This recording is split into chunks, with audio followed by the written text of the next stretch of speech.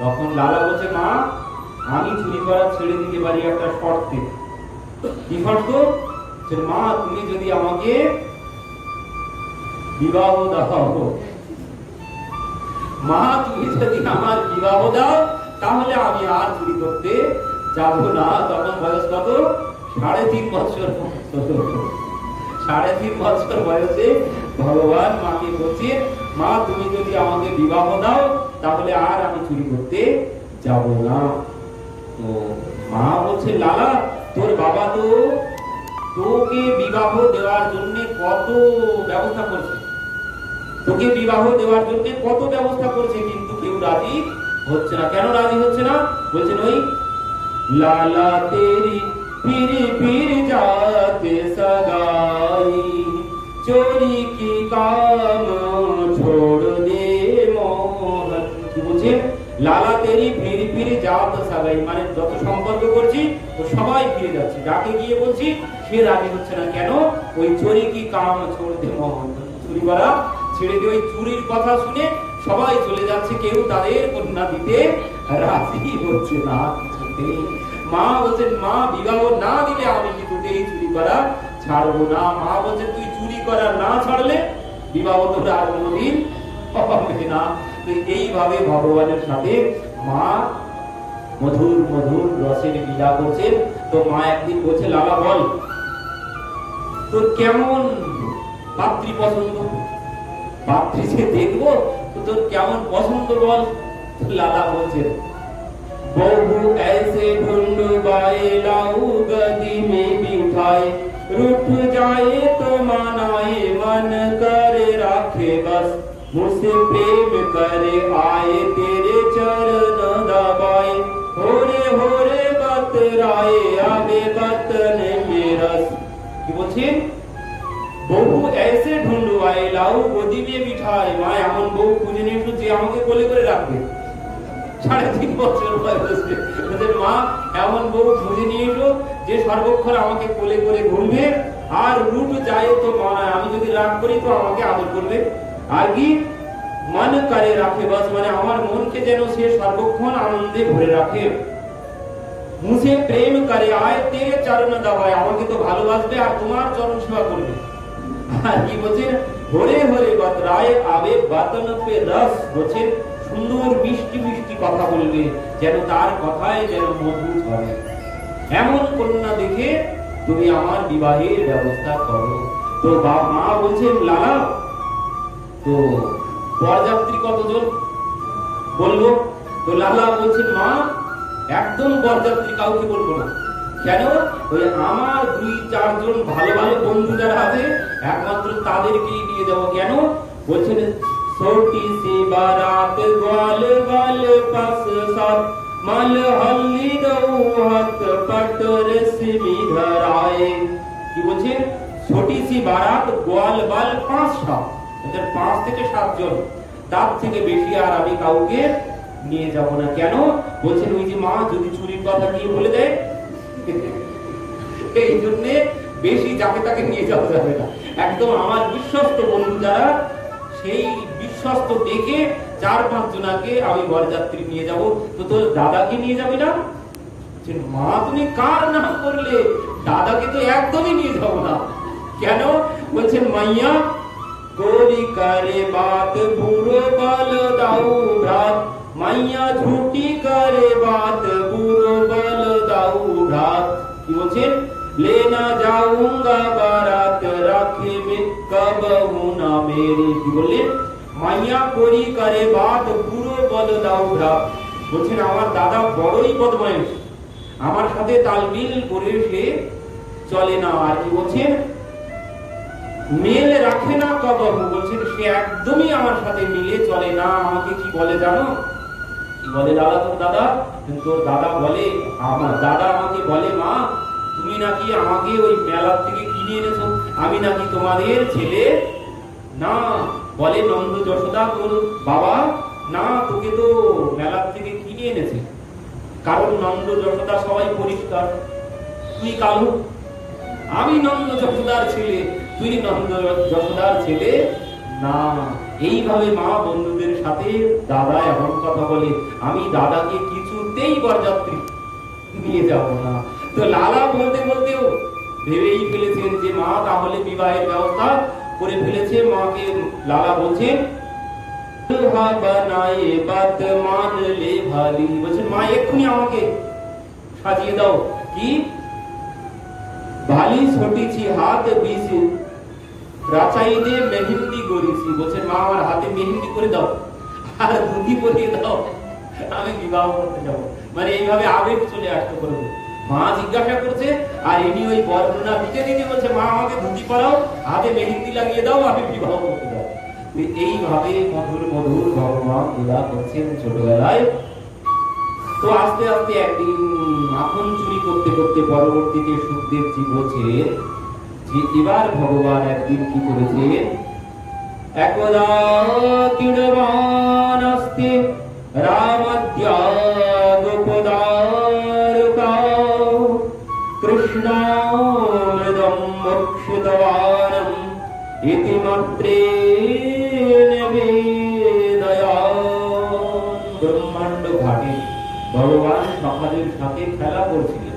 এখন খেলা করতে করতে খেলা হচ্ছে কে সুন্দর মাটির পুতুল বানাতে পারে, কে সুন্দর মাটির পুতুল বানাবে। তো এবার বলেছে কাঠটা ভালো হয় দেখা হবে।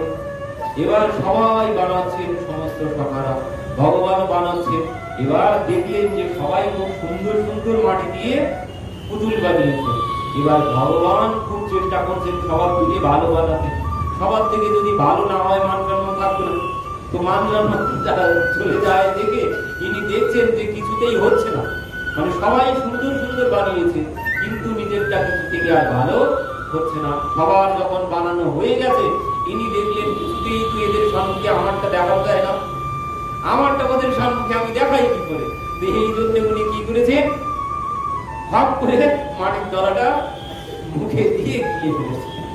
আমি আমি কোনো কিছু বানাইনি, কারণ ওখানে সবার সম্মুখে আমারটা দেখানোর মতো নন। কারণ তিনি এত সুন্দর পুতুল বানিয়ে রেখেছেন, তিনি আবার মাটির পুতুল কি বানাবেন? এত সুন্দর পুতুল যিনি বানিয়েছেন তিনি আর কি পুতুল বানাবেন? এই জন্য মাটির দলাটা তিনি খেয়ে ফেলেছেন। সখারা বলছে গোপাল তুই মাটি খেয়ে ফেললি, চল মায়ের কাছে গিয়ে রাত বল। এবার সমস্ত সখারা মায়ের কাছে এসেছেন। মায়ের কাছে এসেই নালিশ করছেন, মা তেরে লালা নে মিটি খাই यशोदा सुन माई तेरे लाला ने मीठी खाई यशोदा सुन माई। अद्भुत खेलन सखा संग खेलो इतना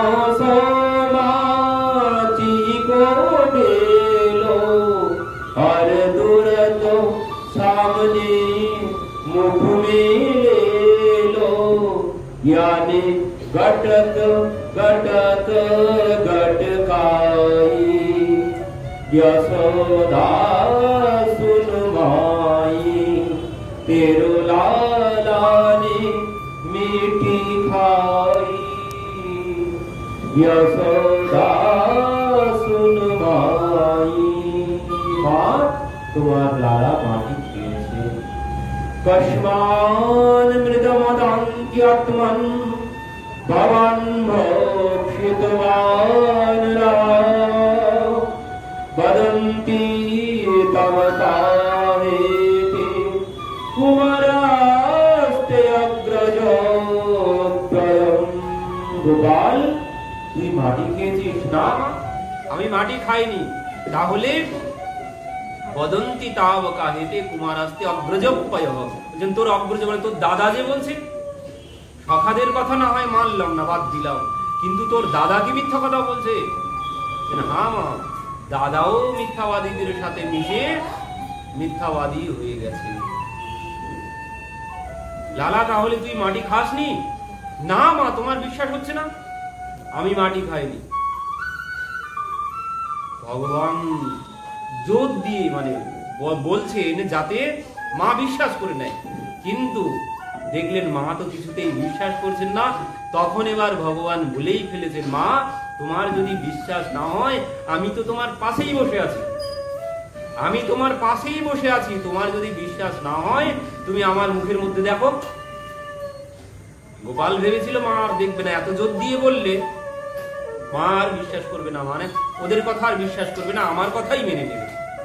কিন্তু মা যেই বলেছে গোপাল যে গোপাল তুই মা আমি হা করছি তুমি দেখো মুখের মধ্যে, যদি বিশ্বাস না হয়, এবার যেই বলেছেন এই কথা মা বলছেন ঠিক আছে তুই হা কর।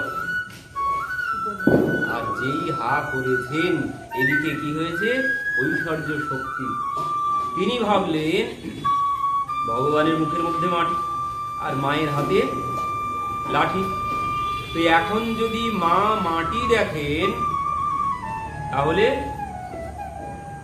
মা মারবে। এবার ঐশ্বর্য শক্তি ভাবলেন এখন জীবাত্মার হাতে পরমাত্মা মার খাবে কি কোনোদিন সম্ভব? জীবাত্মা পরমাত্মাকে মারবে কোনোদিন সম্ভব হতে পারে? তো এই জন্যে ঐশ্বর্য শক্তি কি করেছেন, জ্যোতিষচক্র জলম তেজ নভস্যন বিয়দেব চ, মায়ের মুখের মধ্যে ভগবানের ঐশ্বর্য শক্তি কি করলেন, সমস্ত ব্রহ্মাণ্ডকে দর্শন করিয়ে দিলেন। মা দর্শন করেছেন গোপালের মুখের মধ্যে সমস্ত ব্রহ্মাণ্ড, সেই ব্রহ্মাণ্ডের মধ্যে মা দর্শন করেছেন উত্তরাখণ্ড, উত্তরাখণ্ডের মধ্যে নন্দ মহারাজের গৃহ, নন্দ মহারাজের গৃহের সম্মুখের উঠান, উঠানের মধ্যে মা যে গোপালের কানটা ধরে দাঁড়িয়ে আছে, গোপাল যে হা করে দাঁড়িয়ে আছে সেটাও তিনি গোপালের মুখের মধ্যে দর্শন করেছেন। আর এই দেখেই মা ভাবছেন হায় হায় আমি কি দেখছি, আমার লালা তাহলে সত্যি ভগবান। আস্তুতি করি নয় যায় ভাই মানা, জগত পিতা मैं সুত করি জানা, আস্তুতি করি নয় যায় ভাই মানা, জগত পিতা मैं সুত করি জানা। মা করজোড়ে গিয়ে প্রণাম করছেন, আমার ছেলে তাহলে জগৎ পিতা, আমার ছেলে ভগবান। মা গিয়ে প্রণাম করতে গেছে, মা মা মা করো কি করো কি, তোমার কি মাথাটা খারাপ হয়ে গেছে নাকি, তুমি আমাকে প্রণাম করছো কেন? গোপাল আমি বুঝতে পেরেছি তুই আমার ছেলে না, তুই ভগবান। মা তোমার কি মাথা খারাপ হয়েছে, তোমার বয়স হয়েছে, তোমার বুঝি মাথাটা খারাপ হয়ে গেছে? মা তুমি কি দেখেছো, তোমার বুঝি চোখটাও খারাপ হয়ে গেছে? তোমার যদি না বিশ্বাস হয় তুমি আরেকবার দেখো ভালো করে, কি দেখেছো তোমার চোখ খারাপ হয়ে গেছে, আরেকবার দেখো। ঠাকুর ঠিক আছে। এবার যেই পুনরায় হাত করেছেন ঐশ্বর্য শক্তিকে ভগবান বললেন শিগগিরই চলে যাবে এখান থেকে। তো তারা যেই চলে গেছেন ভগবান হা করেছেন, মা দেখছেন কই কোনো কিছু তো নেই, হায় হায় আমার হয়তো সত্যি চোখটা খারাপ হয়ে গেছে, সত্যি আমার চোখটা খারাপ হয়ে গেছে, আমি আমার ছেলেকে ভগবান ভাবছিলাম। তো ভগবান এইভাবে মাঝে মাঝে ধরাও দিয়েছেন, কিন্তু মা বুঝতে পারেন না, তিনি ভাবেন আমারই সন্তান। কি করে ভগবান ভাবে, নন্দ মহারাজও বুঝেও বুঝতে পারেন না কিছুতেই। তো এইভাবে ভগবান একের পর এক লীলা করতে শুরু করেছেন। পরবর্তীতে সৌন্দর্য বর্ণনা দিচ্ছে।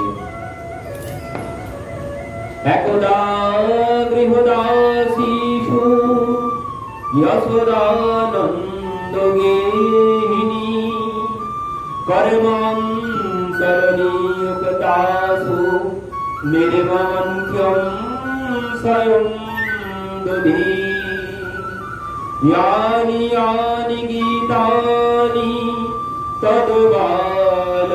तद्बालचरितानि च दधिनिर्मन्थने काले स्मरन्ति तन्युगायत। একদিন নয় প্রত্যহ সেই শরৎ পূর্ণিমার দিন থেকে মা প্রত্যহ প্রভাতে উঠে তিনি দধি মন্থন করেন গোপালের জন্য এই দামোদর মাসটাই পুরোটাই। তো একদিনের বর্ণনা সুখদেবজি দিচ্ছেন, মানে একদিন নয় কিন্তু মা পুরো মাসটাই এই কার্য করেন। তো বলছেন একদিন কি হয়েছে, মা প্রভাতে উঠে যেভাবে প্রত্যহ করে আসছেন এই মাসে, ঠিক ওইভাবে একদিন মা প্রভাতে উঠেই স্নান করে গোপালের জন্য দধি মন্থন করতে শুরু করেছেন। কেন? মা ভাবছেন গোপাল আমার বাড়িতে এত দই দুধ মাখন আছে, গোপাল কেন অন্যের ঘরে চুরি করে গিয়ে খাবে? তো ওই যে দই দুধ মাখন আছে সেগুলো হয়তো ওর ভালো লাগে না, কেন? দাস দাসীরা বানিয়ে রেখেছে। এই জন্য মা নিজে হাতে খুব সুন্দর করে বানাচ্ছেন গোপালকে পাবেন তাই। তো মা নিজে দধি মন্থন করছেন। আর কি করছেন? यानि यानि गीतानि तदो बाल चरितानि च दधि निर्मंथन काले स्मरन्ति कन्यगायक। মা কি করছেন? यानि यानि गीतानि तदो बाल चरितानि च, মানে নিজের বালকেরই লীলা কথা মা গাইছেন। আর কি করছেন? দধি মন্থন করছেন। আর কি করছেন? বলছেন মনে মনে ভাবছেন লালা উঠে পড়লেই বলবে মা খিদে পেয়েছে, খেতে দাও। এই জন্য মা তাড়াহুড়ো করছেন, তাড়াতাড়ি করে দধি মন্থন করছেন। তো এইভাবে কি করেছেন তাহলে? বলছেন সুখদেবজি যে একই সাথে মা কি করছেন? হাতে ভগবানের জন্য কর্ম করছেন, আর মনে ভগবানেরই চিন্তন করছেন, আর বাণীতে ভগবানেরই লীলা গাইছেন। তাহলে কি হলো? তন মন আর বচন সব এক জায়গায় দিয়েছেন। এই তন মন বচন এক জায়গায় দেওয়ার নামই হচ্ছে তপস্যা। এই শরীর মন আর বাণী এক জায়গায় দেওয়াটার নামই হচ্ছে তপস্যা। আর মা তপস্যাই করছেন। আর যদি কেউ এভাবে শরীর দিয়ে মন দিয়ে বাণী দিয়ে তপস্যা করেন, ভগবান আর দূরে থাকতে পারেন না, তিনি তার কাছে এসে ধরা দিতে বাধ্য। তো এই জন্য মায়ের কাছে গোপাল আজ নিজেই উঠে চলে এসেছেন। এসেই তম স্তন্য কাম আসত্য মতনন্তিম জলধিম হরি গ্রহিত্বা দধি মন্থনম।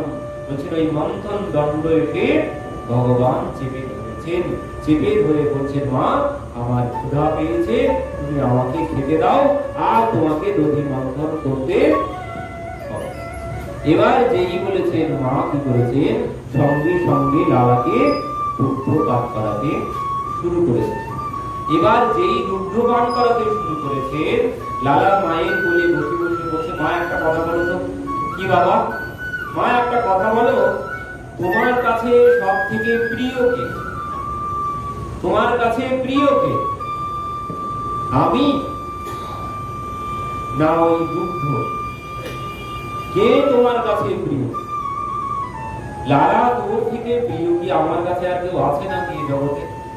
তুই একমাত্র সর্বস্ব আমার, তুই আমার জীবন ধন। তোর থেকে প্রিয় আমার কাছে আর কিছু হতে পারে?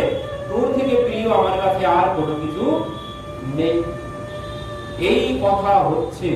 গোপাল স্তনামৃত পান করছে, আর ওদিকে কি হয়েছে? দুগ্ধ বসানো ছিল উনানে। মা সে কথা ভুলে গেছে। এবার সেই দুগ্ধ যখন মা বসিয়ে রেখেছে, দুগ্ধ ফুটছিল, ফুটতে ফুটতে আবার কোথাও কোথাও বলছে দুগ্ধটা এমনি বসানো ছিল, উনান জ্বালানো ছিল না। উনান জ্বালানো ছিল না, উনান শান্তই ছিল, উনানে কোনো আগুন ছিল না, দুগ্ধটাই বসানো ছিল কড়াই করে।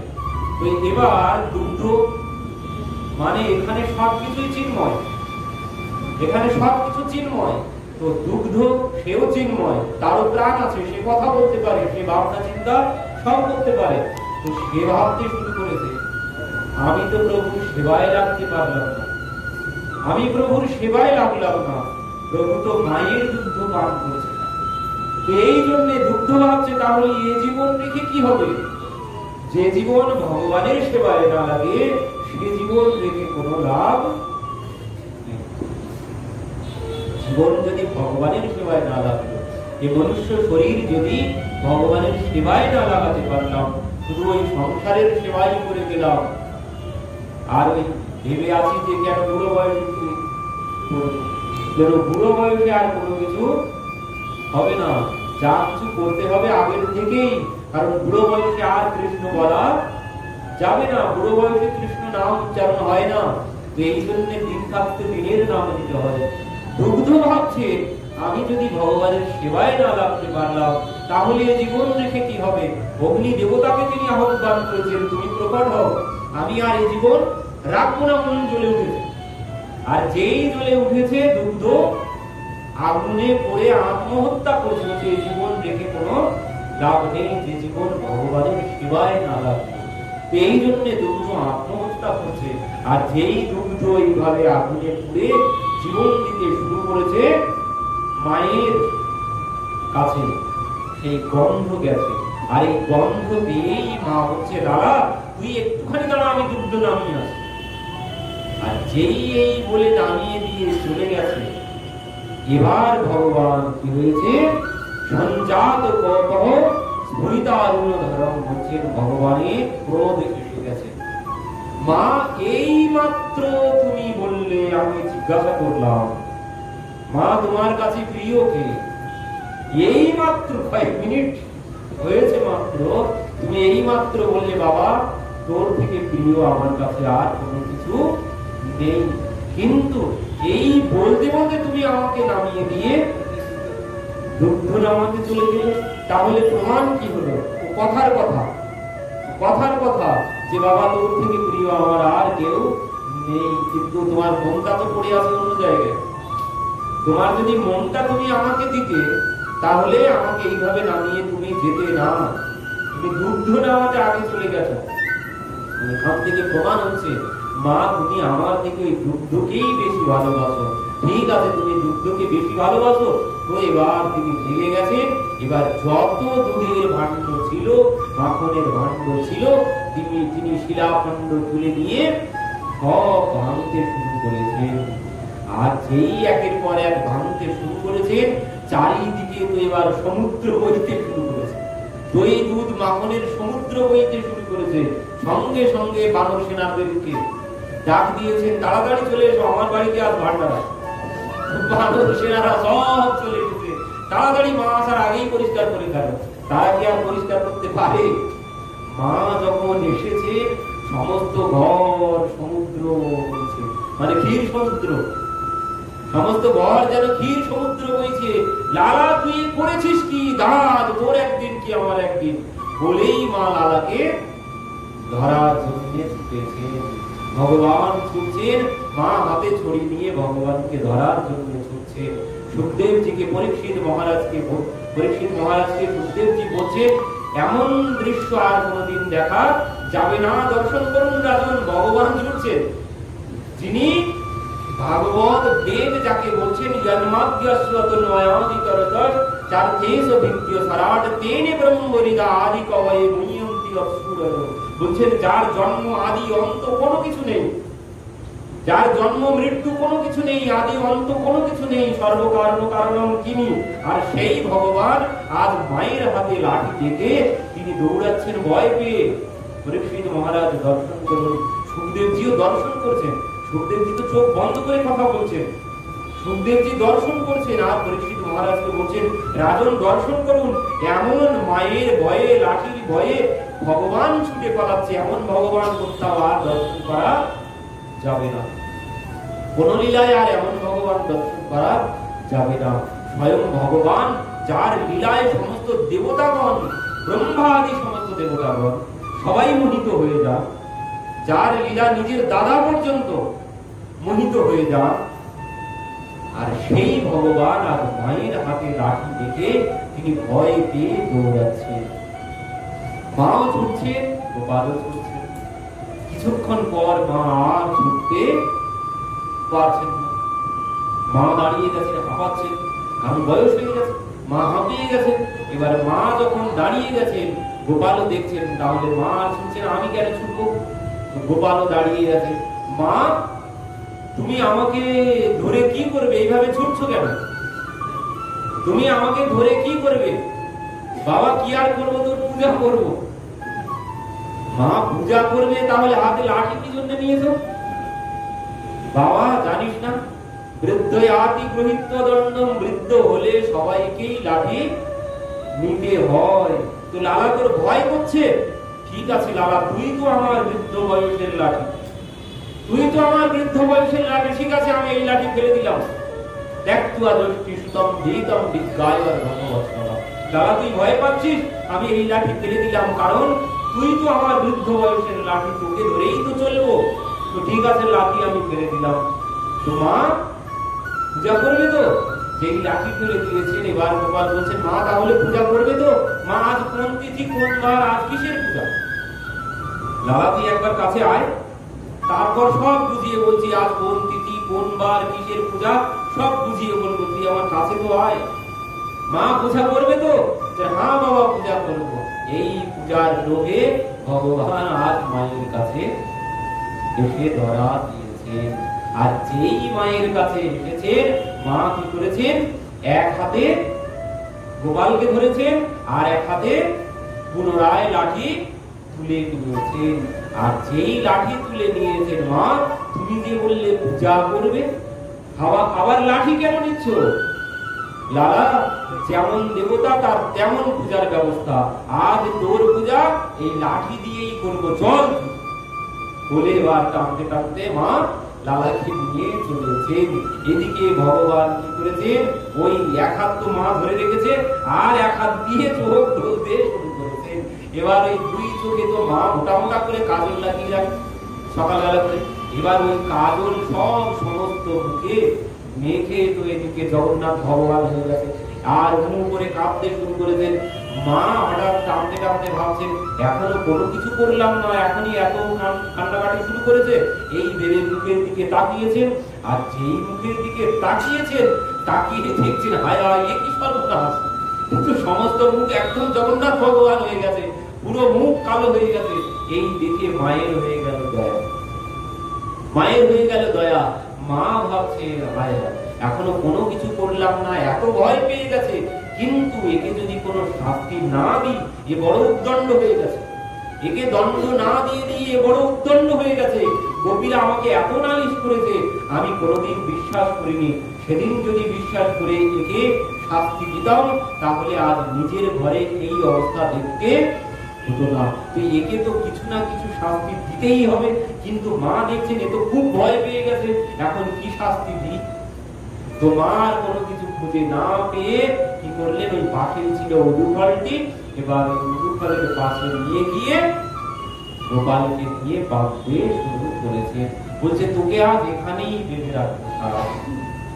এই বলে মা বাঁধার চেষ্টা করছে, কিন্তু কিছুতেই তদপি দোয়াঙ্গুলম গুণম ইয়াদা ইয়াদা ভক্ত্যবদনম। যতই মা বাঁধার চেষ্টা করছেন, ওই দুঅঙ্গুল করে কম পড়ে যাচ্ছে, কিছুতেই মা বাঁধতে পারছেন না। মা ভাবছেন দাদা কি ব্যাপার, আমি আজ তোকে বেঁধেই ছাড়বো। এমন সময় আশপাশে সবাই চলে এসেছে। কি হয়েছে মা, কি হয়েছে?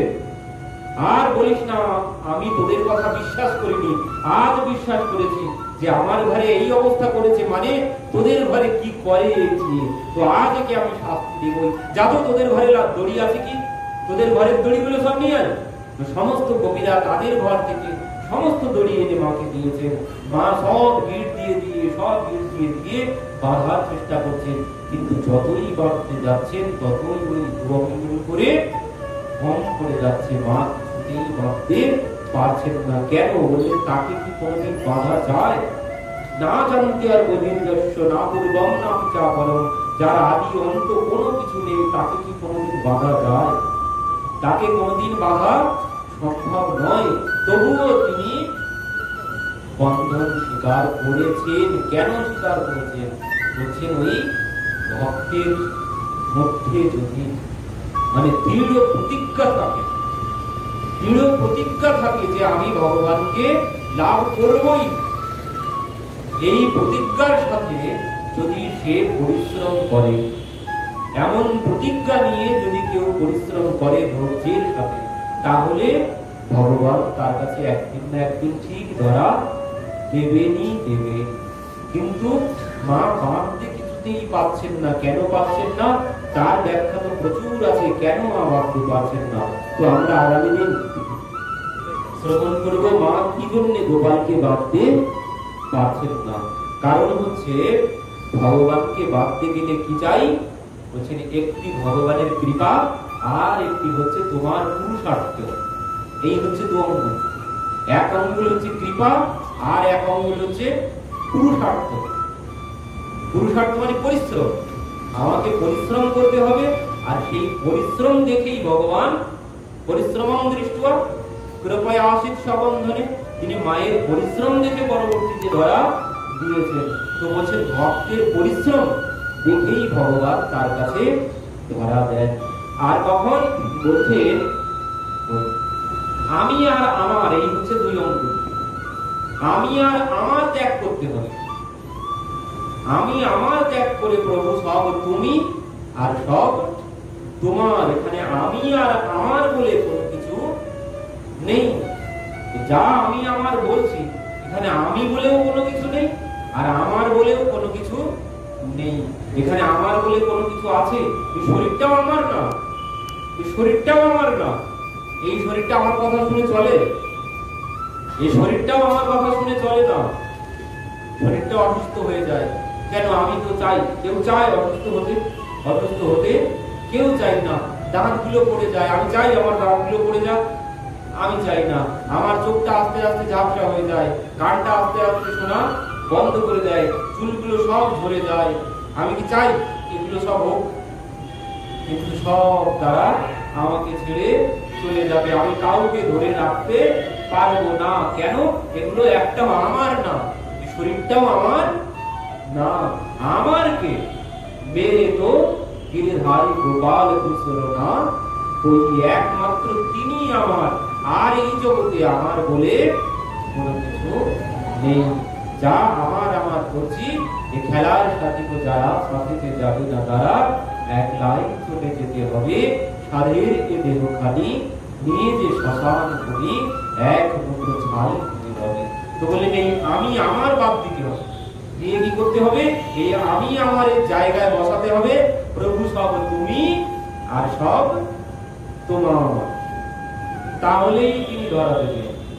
আমি আমার বাদ দিয়ে প্রভু সব তুমি আর সব তোমার, তাহলেই তিনি আমার কাছে ধরা দেবেন।